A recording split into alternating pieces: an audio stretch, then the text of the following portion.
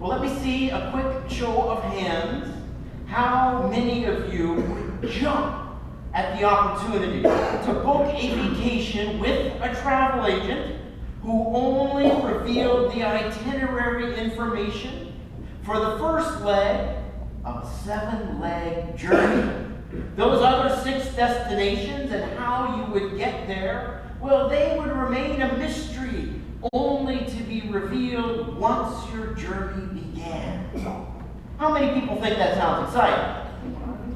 There's not too many hands, a couple, but not too many. And yet, that is the story of our lives. Because life is, in fact, a series of journeys, a series of unknown journeys. Now, perhaps we know, or at least we think we do, what to expect as we set out towards our next destination, but quickly and inevitably, our journey becomes a voyage into the unknown. Whether our journey then will be joy-filled or disaster-riddled, whether it will be meaningful and fulfilling or a series of disappointments, depends on how we pack for the journey, as I hope this following story demonstrates. Now, my grandfather was a farmer. At least that's what he was on the first leg of a career journey. But then, as life happens, unexpectedly, he also became an insurance agent and a real estate broker, a lumber mill owner, and the mayor of a small town outside of Memphis, Tennessee. And he worked until he was 92 years old. And by work, what I mean is that he would drive his pickup truck out each morning to inspect his fields, which now he leased to other farmers. And if they passed inspection, then he would settle in behind the desk in his insurance office and read the paper. Now, he no longer had any insurance clients, just the office and the newspaper. He died when he was 96. And Barbara and I went to his funeral. It was not unexpected. He was 96. But nevertheless, it was a sad journey. Not a journey of our choosing. But sometimes journeys in our lives, even the best journeys, start that way without our consent. And after the funeral, and of course this is Memphis, Tennessee, so the requisite pulled pork sandwiches, from Sparky's.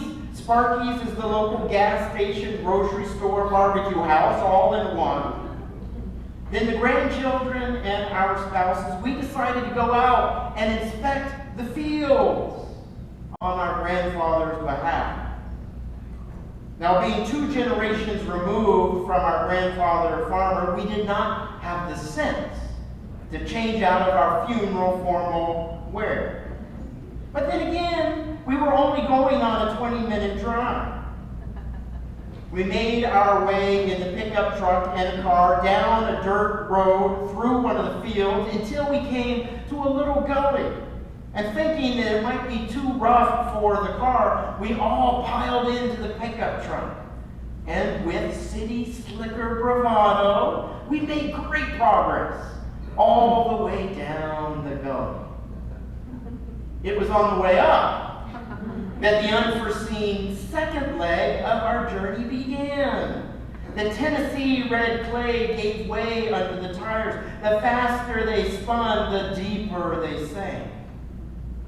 And so a few of us decided to go out and to push, which seemed like a great idea, right up to the point that our new black suits became the canvas for the pickup truck's version of a red clay Jackson Pollock painting, mud splattered from hair to toe.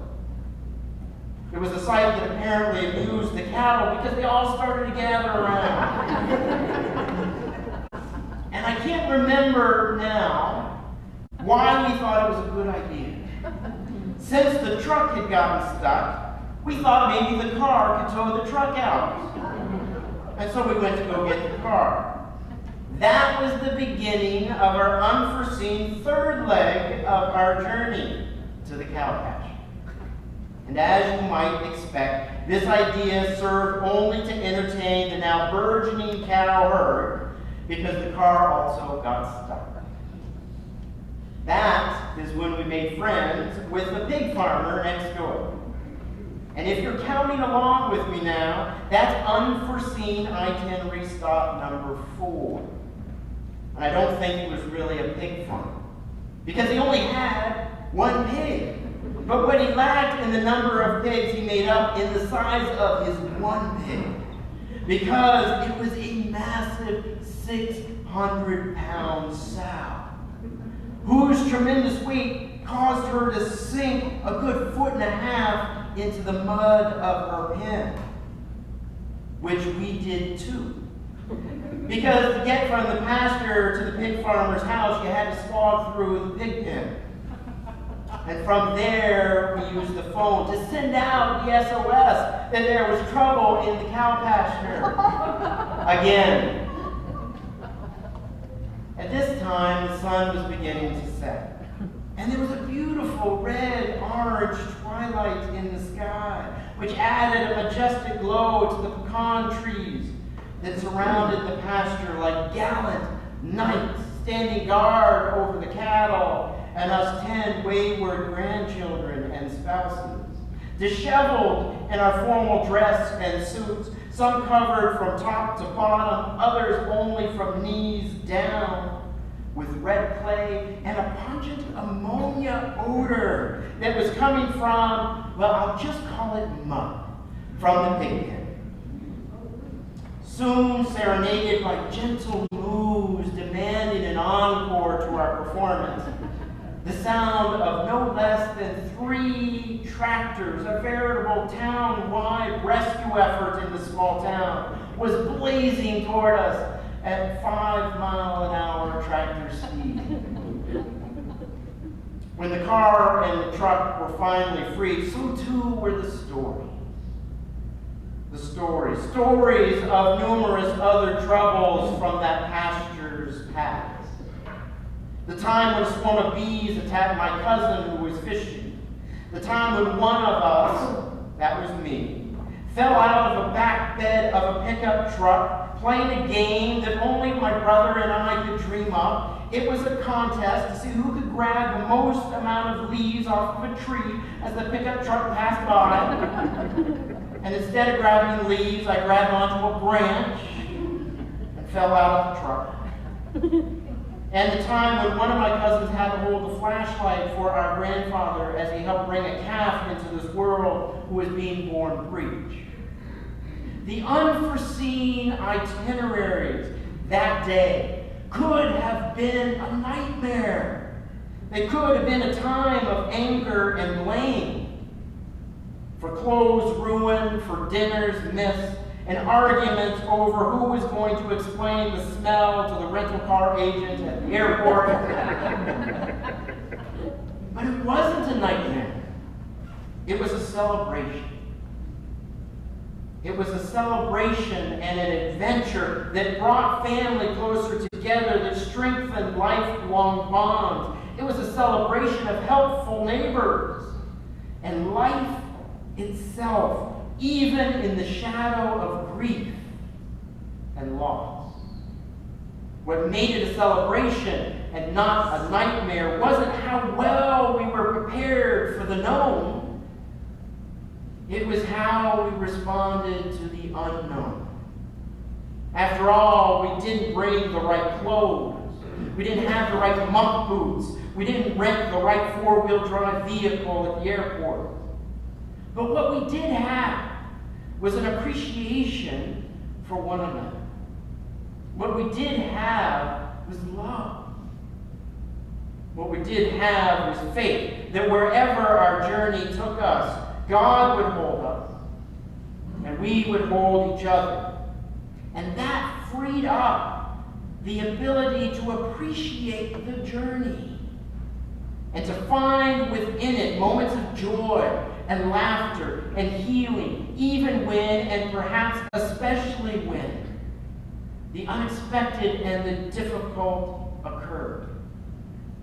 There's so much in our lives that we cannot control. And if we try, we will make ourselves and those around us miserable. On the other hand, there is much we can control in our lives. We can control whether or not we will have an open heart, or whether we're willing to lend a helping hand to those who need it. We can control whether or not we'll offer forgiveness, or whether we'll hold on to a grudge forever. We can control whether we'll get angry over our unmet expectations, or whether we'll turn that anger onto those around us. How we travel, more than where we travel, will determine whether we have a great journey or a miserable one. If we travel with an adventurous heart, open to being surprised by grace, a willingness to heal ourselves and others by offering compassion and forgiveness, if we don't take ourselves so seriously that we can't laugh at ourselves and our mistakes, and if we learn to stand with one another, even if that means that we have to stand knee deep in a pig pen dirt. It doesn't matter where life takes us, because then, wherever we go, we will find the blessings of joy. We will know peace in our hearts. We will find good and faithful friends along the way, and we will find ourselves being supported and held by the love of God.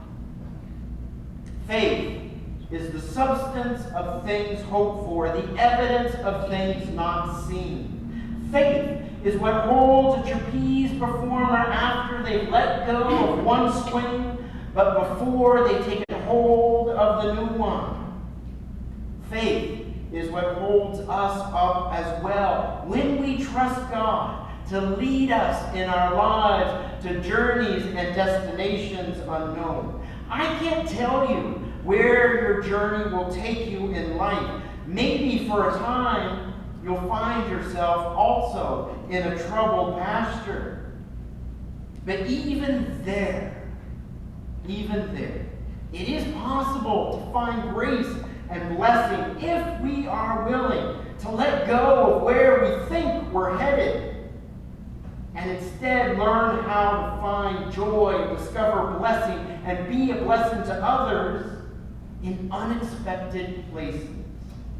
May this summer, a time of vacation, be for you a grand adventure, no matter where you go. May it also be a time of blessed discovery. Amen.